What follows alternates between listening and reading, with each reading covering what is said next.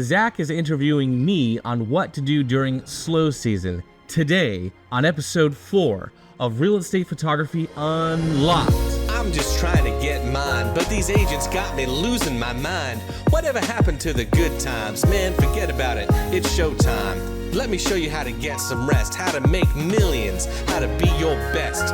This is shout out to the REPs, to the shooters, producers, and the newbies. Welcome to our podcast. I'm your rep MC. We're here every week talking real estate photography. Welcome everybody to episode 4. We're here with the home team, Zach and I, talking about real estate photography and what we can do in the off season to better prepare for the next year. We're specifically in 2024, moving into 2025. And I have a lot of things to talk about today. I'm really looking forward to it. One of the things you guys probably already noticed, or you may not have because most of you guys just listen to the audio on this anyway, is the lighting. So last week we were hustling, doing lots of stuff, and we're like, man, we need to get a podcast episode out. And we just set up some of the lighting we had and, just at hand. And we had a cool little silhouette, artsy look, but this one is looking a lot more official, and we've actually improved the entire way we do lighting. And that's one beautiful thing about being photographers is sometimes you got to hustle, and especially in real estate photography, you just got to hit your deadlines and make sure you get things turned around and published because perfectionism is the killer of progress. But other times you're able to take your time and really re-engineer the way we do things. So here we've got wonderful lighting, and we have also changed the lighting modifiers in the soft boxes that we were using and saved up a ton of space in the studio rather than having a giant sail set up on either end. So this looks so much better, and we're going to save a lot of, just bumped heads, tripped photographers over wires and tripods. So I'm really excited about this. Anyway, that's that. Let's go ahead and hop into the podcast here. We have improved the lighting, and Zach is going to do a little bit of interviewing of me today, and I'll try to share as much as I know about improving systems and giving you guys plenty of stuff to do on the off season that we're really, and I know a lot of you guys may think, man, what a boring topic. I guarantee you this is going to be an exciting topic today because I've listened to YouTube videos and other things where people talk about what to do in the off season. It's really formal, just filling in casual suggestions. I've got some real suggestions today that will change 2025 for you and your family and your business. So what do you got for me today, Zach? Well, talking about podcasts, in previous podcasts, we've interviewed some people online. One question I had is, how come we aren't interviewing, online as much now? We're kind of in the studio now. Yeah, well, let's see. We've only done 3 episodes, so we did 2 with guests, 1 without, and now we're doing the 4th episode. So now it's about even. I would really love to have more people who are credible and have lots to contribute. The only problem is a lot of the people who are actually credible are also very busy. They're actually really real estate photographers. I don't want to interview people who are, excuse me for saying, bullshit artists. And trust me, they are artists of their own right. They are very good at what they do, but they do make art of bull. So I don't want to interview those people. I want to interview people who actually have stuff to contribute and have expertise that's demonstrated.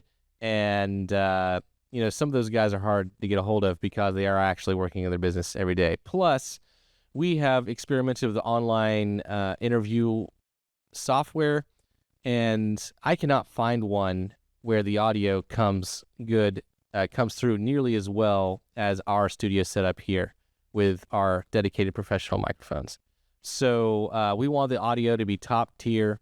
So if we have someone who wants to do an interview, we will do it through, I forgot the software we use. It's pretty good because it records the audio locally, and then I can take those files and improve them myself, and I actually have you do that through the process that I taught you. But so we get better quality here in the studio. We can be a lot more consistent because we're not depending on other people's schedules, or if they're, commit to something and then they back off last minute.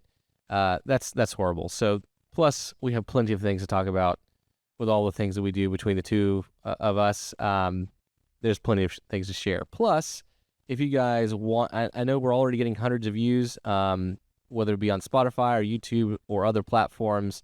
If you guys want to give us questions so that we can reply specifically to the things that you have, I would love to do that. But anyway, yeah, that's the long version of, hey, why are we not doing interviews? We will do more, but if they're going to continue to be, hard to find, they just won't be as frequent.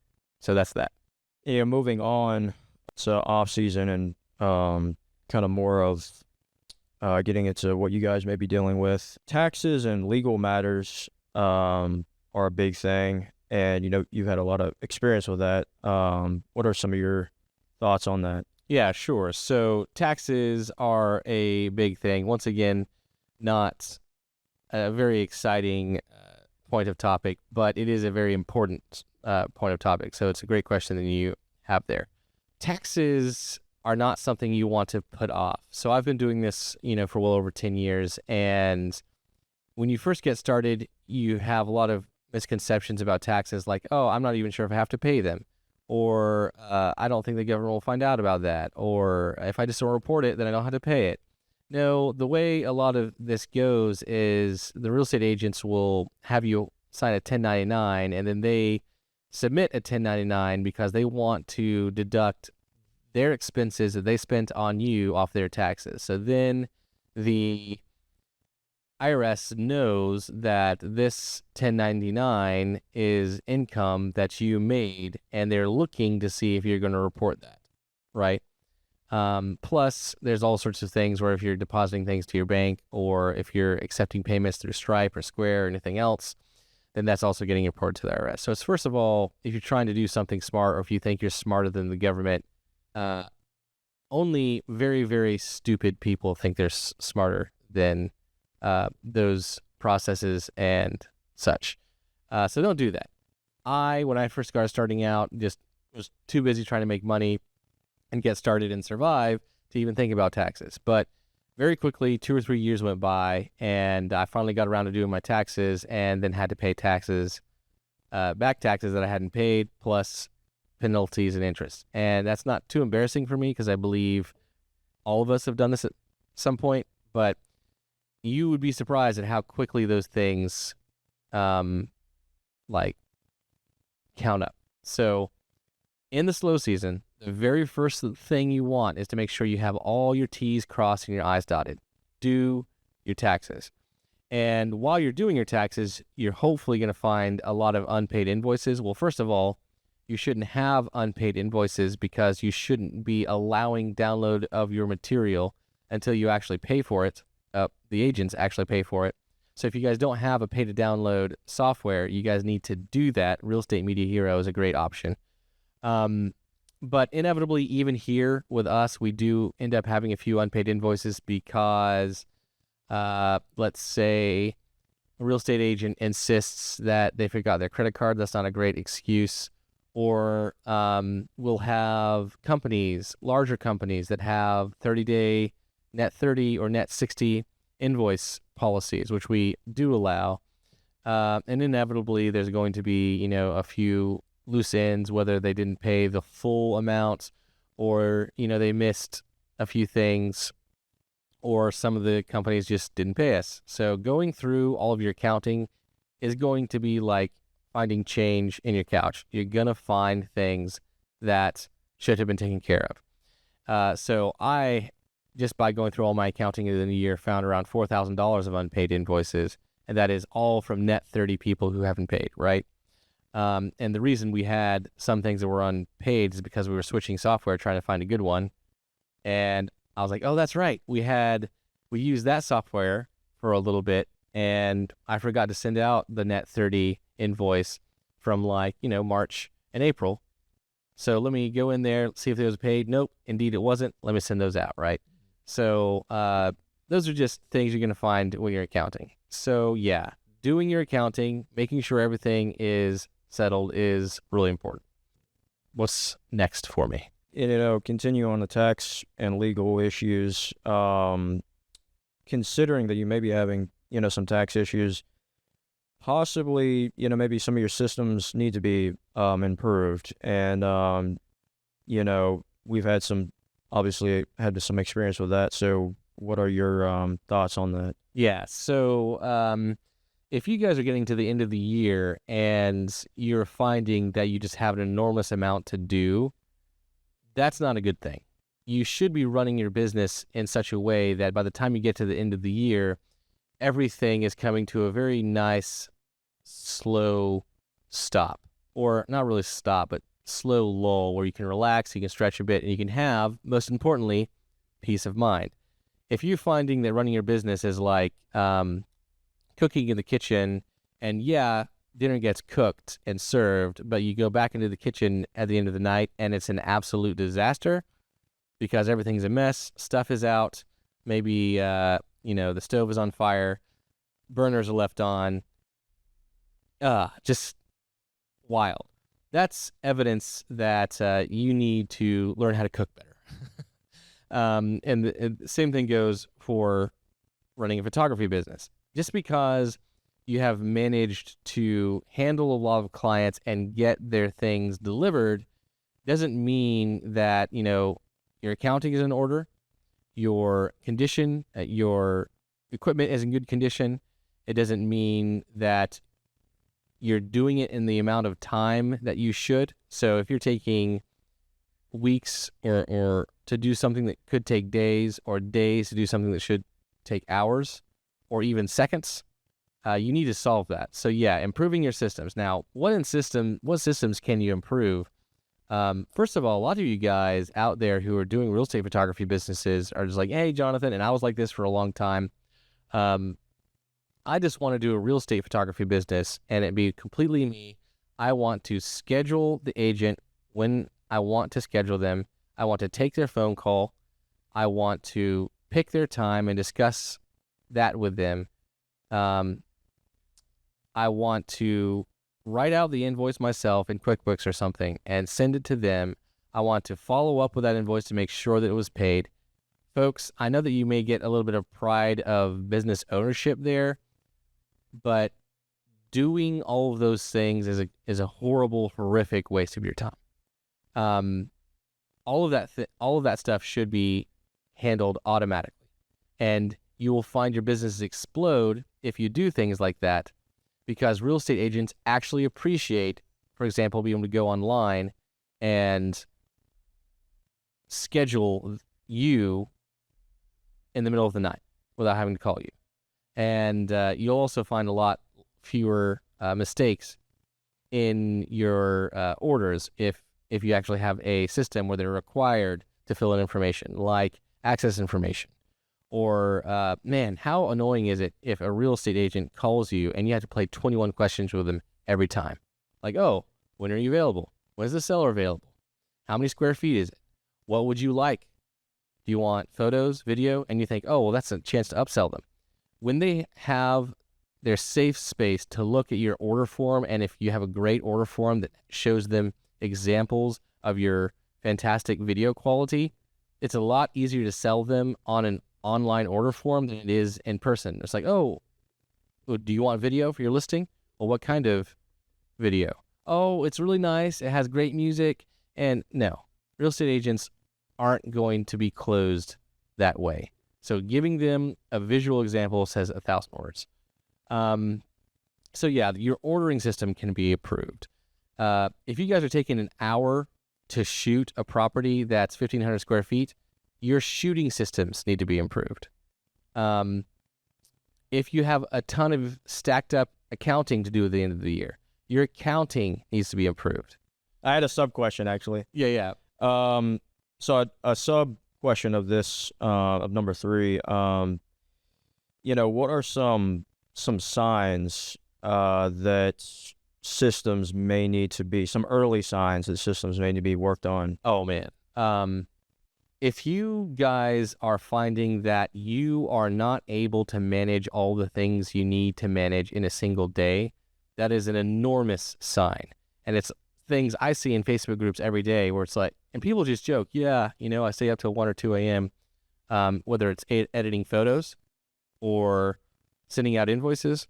But yeah, outsourcing your editing is a huge one. So if you're not able to manage everything in a reasonable amount of time, that's a huge sign. My goodness, I do all the things that I do here, and I do most of it between 8 a.m. and 4 p.m. And I may do a little bit of it at night, but it's only if I really want to. I could just plan for a half hour and make my next day more efficient.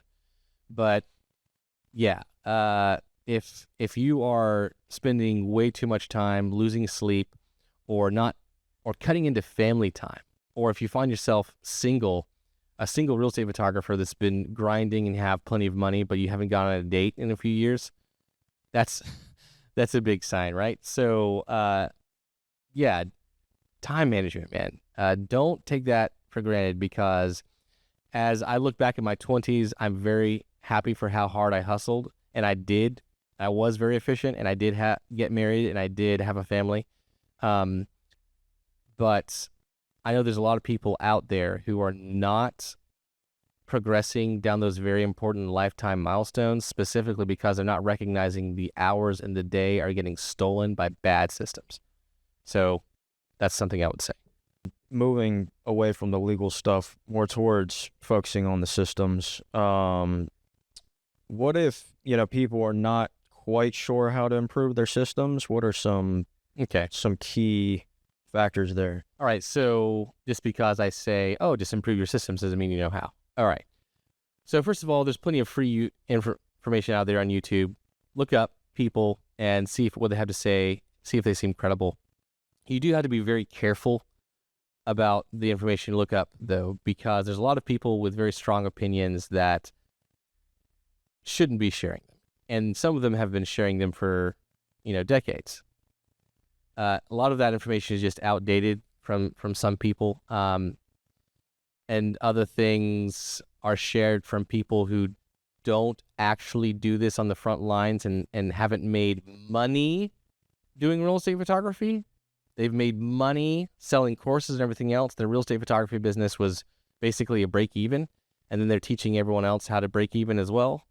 You want to make sure you do not follow the wrong information. And there's plenty of bad, outdated, inefficient, like corrupt information. What word am I looking for there? Type of word where they're trying to take advantage of your information. Yeah. The information isn't any good. They just want you to buy it. So make sure you qualify your sources. And one thing that I always say is, don't take diet advice from, fat people. Like, no offense to anybody out there, but and don't take relationship advice from divorced people. Like, maybe they'll have a few golden things to share. Like, oh yeah, turns out having an affair isn't great for your marriage. Yeah, no shit, Sherlock.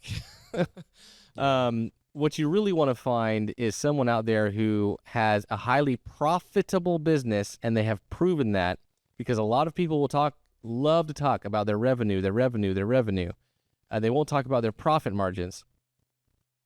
And you want to learn from someone who has a good life balance. So someone who is making a lot of money but also doesn't have family, works 7 days a week, isn't great. So yeah, first of all, qualify where you're learning things from. Just because someone sounds credible doesn't mean they're any good. So maybe I sound okay on the mic doesn't mean I know what I'm talking about, right? And just because someone has 100,000 subscribers or something and they have a ton of people agreeing with them in the comments doesn't mean they're correct. All right, so yeah, that's what I would have to say about that. There's lots of free stuff on YouTube. However, there's also paid stuff. I would say the free versus paid stuff. Just because you're paying for it doesn't make it more credible. You have to verify your courses just as thoroughly as you would verify a free source of information. Once again, you're going to look at, if it feels a little bit slimy, like they're trying to sell you and close you on something, and perhaps the quality of the content isn't that good, trust your gut, guys. Like, don't buy it. I know that I teach people how to do real estate photography with realestatephotographymasterclass.com. I don't overly advertise it, crazy. I guarantee you anyone in the Facebook group would say, yeah, it's definitely worth the money, and there's lots of good credibility there. In fact, I would say go there as a place to start, because right now it's $500 before we do version 2, which will be going back up to $1,000. But yeah, so if you don't know how to improve your systems, look at free online resources and paid online sources. Just make sure you know how to qualify them as credible. And join Facebook groups as well, but just be wary that just because someone confidently states their opinion doesn't mean it's accurate. All right. So I'll get off my soapbox on that one as well. Moving on to, learning and education as far as that's concerned. What if people are kind of slim on funds, or they're running behind a little bit? How would they go about education and stuff like that? Okay, well, all right, so you're low on funds in your business, and you're thinking about spending that on education. First of all, I would say maybe perhaps don't spend it on education. If you guys need to protect your 4 walls of your home. So if you guys are having trouble making ends meet month to month, you guys shouldn't be spending any money at all. All right, stick to free content. The second thing you guys need to do is stop spending money to try to make money. I see a lot of people out there buying nicer equipment, buying education course after education course. And in my education course, we have a saying that's like our motto: learn, apply, succeed, right? And it goes in that order. A lot of people get addicted to the learning phase, and they never get to the apply phase. And you have to get to the apply phase before you can get to the succeed. You can't just learn, and succeed. You have to apply. I heard someone say it's not enough to know how to do a push-up. You actually have to do them, right? So there's a lot of action that you need to be taking rather than just sitting and being excited and making plans and dreaming about what it might be, versus actually setting a day-to-day activity, a day-to-day itinerary of how you're going to accomplish that by a certain date. And that's the number one thing you need to do. But stop spending money is a great start. So if you guys don't have like the EveryDollar budgeting app, I highly recommend downloading that. I think you can get a free version, and start recognizing how much money you're spending and cut things out that aren't absolutely necessary. The other things you can start doing is start cutting fat and selling unused equipment that you maybe have bought in the past and don't need. So I have people who are getting started, let's say students that I have taught, and they've bought really expensive gear that in the course I recommend directly against. And then they come to me all excited about it, and they expect me to jump for joy and share their joy in their, brand new 8K DSLR or cinema camera that they will not need, right? Yeah. So we use R6 Mark 1s in our business. R6 was a great full frame camera, but I'm only buying those after I've been making, hundreds of thousands of dollars every year for years. Before that, I was still using 6Ds, which are ancient cameras. The only reasons we upgraded were because those things were breaking down, like the buttons stopped working. And then right after we bought the R6, the R6 Mark II came out. Did I get itchy to buy the R6 Mark II? Not really, because the R6 Mark II is not going to make me a single cent more than the R6 Mark I. Not a single cent. So you guys need to get your gear and your money spending under control. That is essential. Another thing, if you guys need, one thing that we did, and you can talk a little bit about this, I was really impressed. We have bought several drones over the years, and, one would get damaged. I will say that I didn't wreck a drone for years until I started hiring employees, and then my drones started dropping like flies. But, Zach, I guess you have wrecked. A couple of times. Yeah. But it was my first 2 employees that really, took them to task. But I had the bright idea to try out DJI repair service. I am blown away by how good it's been. We've been meaning to send them out for a while. Finally, we got around to it. Once again, handling things in the off season. We sent out 3 drones, 3 out of 4 drones, and we decided we're just going to go down to 1 drone because some of them worked, but the gimbal was a little bit jittery sometimes, and you'd have to take shots, a few takes to get a good smooth shot, and that's wasting time on site. We can't have that. So I sent these things off, and what did we do that? Like a week ago, maybe a week and a half ago. Yeah. And I've already gotten repairs notifications. First of all, there's an online system where they keep you informed on every stage of the process. They've gotten all of those repaired, and most of them are already shipped and on the way back. We've got the Mavic 2 Pro on the way back and the Mavic Air 2S.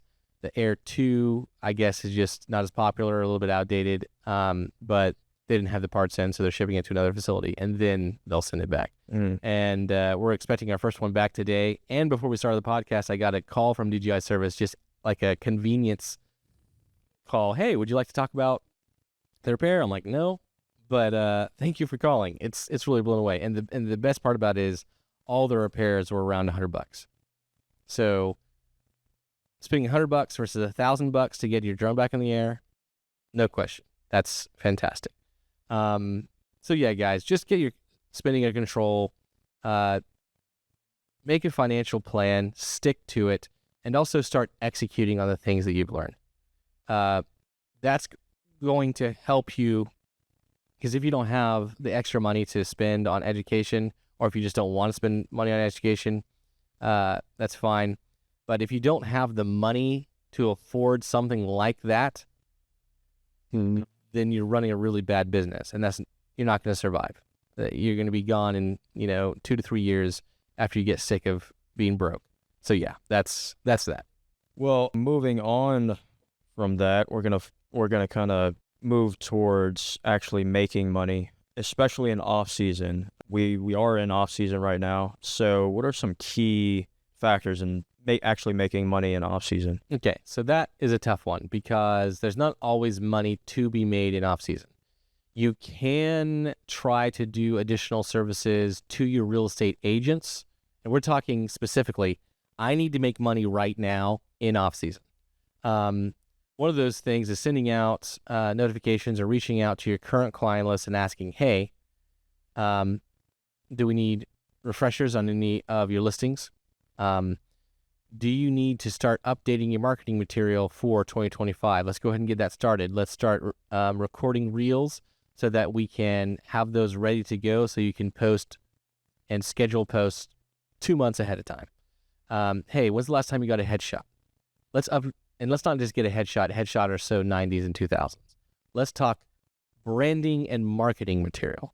Those are the words you need to use, and you're doing now marketing sessions, branding sessions, not just headshots.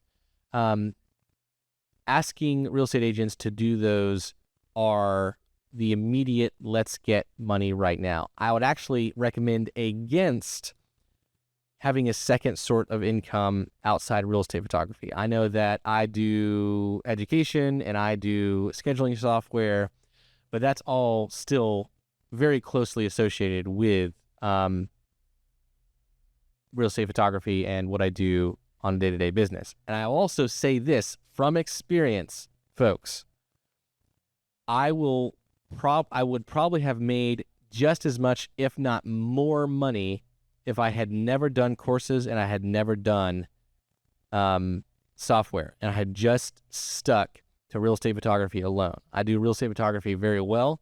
I know how to make a large profit in real estate photography, and I love doing education and software. It's expensive. It's risky. Making money is not guaranteed in it. So, but that being said, I also know a lot of people who claim to be real estate photographers who are much better at making software or making courses than they are at real estate photography itself, which is hilarious. But yeah, guys, just focus on what you can do right now. The second thing that you need to focus on is recognizing that building relationships in the off season and reaching out to people is going to make 2025 big. What you do right now is going to be the factor, the primary thing that makes 2025 a huge year. And that's exactly what we've been doing a lot here at Triad Real Estate Media. So in addition, man, this year has been the year of getting all of our clients, getting them in a very organized client relations manager and setting a plan to reach out to them. Let's just talk about, Zach, all the things we've been doing with our spreadsheets. And I've known how to do this for years. Let's talk about the processes we've been going through, gathering information and organizing it and everything else. So before you worked with me, what were some of the ways you might imagine you'd go and get more clients? I always thought social media was, powerful in that aspect, but once I, like DMs are, powerful. Like reaching out to people through social media can be good, but if you're trying to reach an actual meaningful number of people, then there's methods that I actually hadn't really thought about or heard of really that you had been doing, obviously a lot of other people have been doing, that really make it efficient. And cold calling for one, using automation to give you the upper hand. Yeah, that's huge. And I love social media. I grew up in 2008 when Zuckerberg was releasing Facebook. Like I love social media just as much as anybody. But when I'm running a business, I'm looking for results. How can I get the results? How can I get people to sign on the line which is dotted? And I have found that social media, and we also want to do this in a way where we take it the most closed business per unit of energy and resources. So if I'm going to spend an hour making some content for social media, or DMing people inside social media, or liking people and interacting with people in social media, I will get some results. So if I spend an hour doing that, how many results do I get? If I decide to do paid ads or something else on social media, or if I hire a virtual assistant to run social media or reach out for people on social media, what are the results I'm going to get per dollar or hour? That is things you have to start tracking. And I started approaching this whole thing scientifically and figuring out, okay, well, if I spend an hour doing email, an hour doing phone, an hour going out and meeting people, an hour asking my current clients for referrals, what is the result I get out the back end? And we may have talked about this in other podcasts or YouTube videos, but we have found that per unit of time and effort, emails are your best result as long as you do it right. And let's just talk about emails in a second. The second one is actually phone calls, and those aren't fun to do for sure. In fact, they can be quite excruciating for some people. But if you want to make your business grow, you need to pick up the phone. And asking for referrals, making sure your word of mouth is healthy is actually probably number one. I forgot that one. And then social media is actually down near the bottom. Now, some people will say, that's such trash, Jonathan. I make $10 million a day and I built it on social media. That's great. Maybe you're very good at social media. Like that's your strength, and that's why emails or something else didn't work for you. There are things you have to know to make emails effective, and especially time you spend on them, but also making sure they convert. But just because you have gotten this success from social media doesn't mean it's the best way. It means, okay, you rode a bike across the United States when you could have gotten in a car or boarded a plane, right? So, I'm not saying you can't do it with social media. I'm just saying there are better ways, folks. And trust me, I wanted social media to be the best back in the day. But through scientific experience, I found the other way. So let's talk about emails. I have let you in on the inside to see how we do things here with Triad Real Estate Media, and we're expanding that now to Real Estate Media Hero and Real Estate Photography Masterclass. But essentially, we have tons and tons and tons of spreadsheets that we go over, and it doesn't take that long to formulate them. But how do we get those spreadsheets from the beginning there? one of the biggest ways with, Zillow, getting going on to automation again. This is where that plays a big role. Paying someone to kind of get listings off of Zillow, contact information from thousands of listings, and we can, have all that information in one place where we can, use that to reach out. That's one of the biggest Right. ones. And that sounds like pretty generic, but if you focus on it and follow me here and pay very close attention to the next 10 minutes that I'm about to talk about, detailing all of this out. Let's say, Jonathan, let's say I teach you guys, did you know you can hire someone off of Fiverr to scrape a search off of Zillow? And then you can get all the listings that you searched for and get a list of people to call or reach out to. It's like, okay. I mean, I could just get a list of real estate agents. Well, the Zillow scrape is slightly better because if you get all the listings, all the real estate agents, in your area, let's say there's 5 or 10,000 of them, about 80%, 85% aren't going to even have a single listing. So what if you could contact your local real estate your real estate agent board and say, hey, I want a list of all of your agents, but only agents that have had 3 or more listings this year. Because you don't want to waste time reaching out to people, and 8 out of 10 of the people you are spending time reaching out to don't even have a listing. So let's say you could ask the board for an actual list like that. They'd tell you to go pound sand. Like, first of all, they probably wouldn't even have the information available.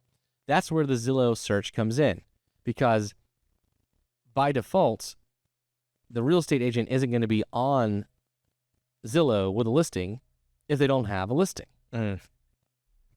So going through and paying for a scrape off of Zillow, and this is beautiful because it's, first of all, legal, completely legal, because it's public information, and as long as you're not accessing like private information through a backdoor on the website, it's all public information, and you can perfectly scrape it. Absolutely 1,000% legal. No questions asked, not even close to being a gray area. You're completely safe. If you scrape a search on Zillow, you will only have qualified real estate agents that have listings. And then you can modify the search. So let's say you search for active listings, and you draw a boundary on Zillow for a specific area, and then you remove certain listings from that. For example, any listing that's not residential.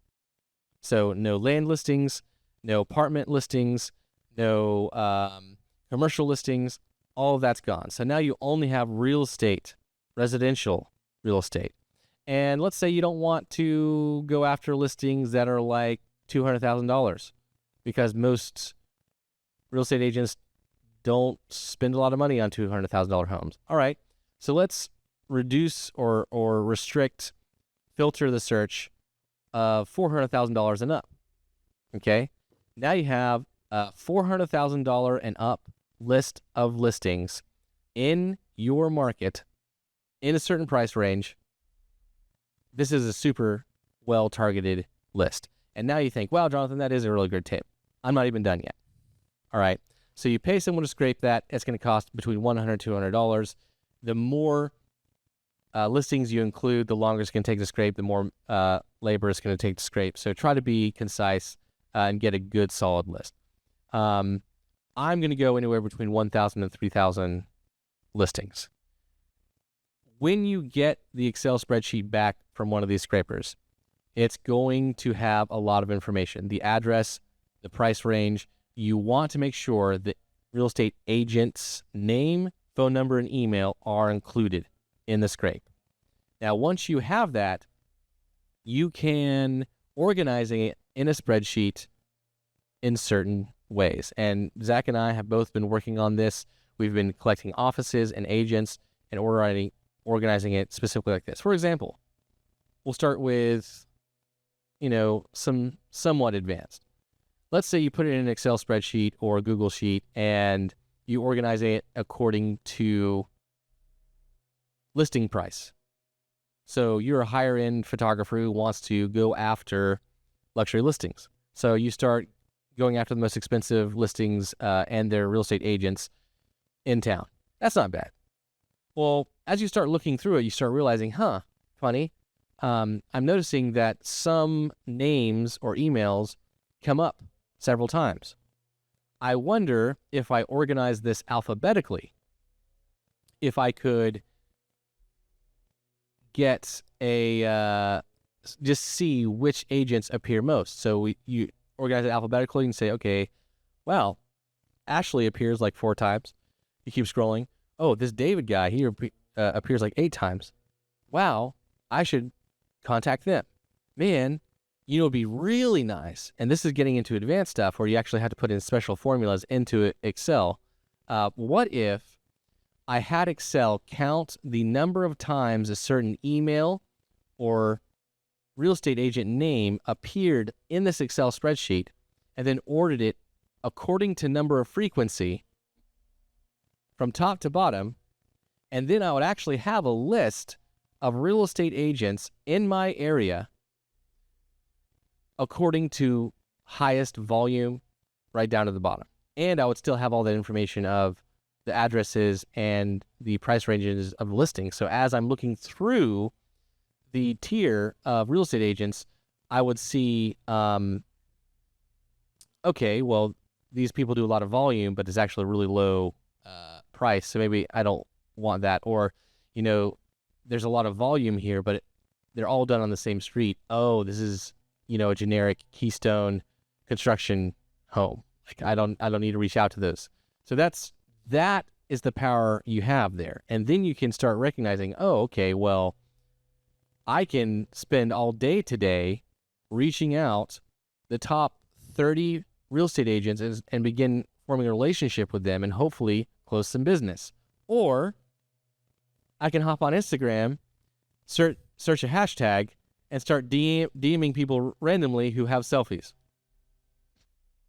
Folks, there's better ways to do real estate photography business than has been taught. And I know that I've been talking a lot about that, but and I know that I've been talking a lot on the mic today, but man, I have a lot to say in regards to making photography and systems improve. Guys, this is stuff you can learn off season. This is stuff I teach as well. And man, what's really annoying too, honestly, is I'll have people buy the course and learn some of this stuff, and they still don't implement. Yeah. So anyway, sorry, man, that you hit on a really big spot for me there. Yeah, and a sub question that we may be able to answer briefly. When you're in the heavy season, what are some things you actually could do to prepare for off season, just so you're not hit hard? Okay, that is a good question. The first thing you can do is not spend all your money, because I know a lot of people who live like kings in the summer, and then when off season comes, things ain't looking good, right?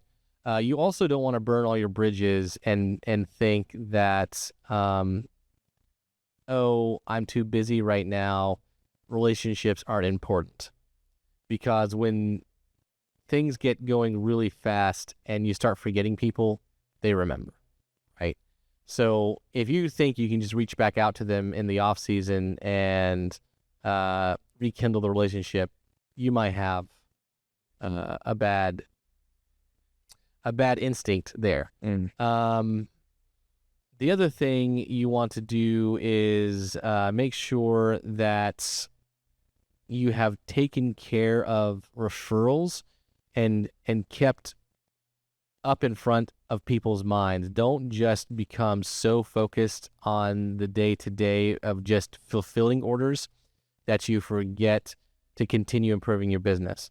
So if you find that your day is 100% consumed by daily activities, it might be worth hiring even during the busy season and having, if you have the revenue, to have an assistant during off season. For example, I knew that I could probably handle the off season alone without Zach. I hired him on full time anyway, because I knew that we could accomplish more together. So rather than just fulfilling orders and doing a little bit of work, we're running the scheduling software with Real Estate Media Hero. We're relaunching Real Estate Photography Masterclass, and we're doing podcasts, we're doing YouTube videos, and trust me, it's worth it, right?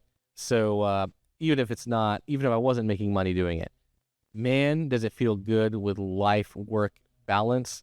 And I know a lot of real estate photographers are out there saying, man, I kind of start hating what I do because I'm not doing what I want. We can do so much more of what we want by making this cool podcast setup, making sure the audio is clean, editing it just so how we like it, and publishing it online and actually getting views and seeing you guys watch and interact and subscribe. We just surpassed 4,000 subscribers on YouTube. Man, I mean, that's not 4 million. No, but it feels great. Yeah. Yeah. So, yeah, guys, just making sure you don't get too focused on consumed. Don't get consumed with the day-to-day. All right, sorry, I will learn to answer questions shorter in future episodes.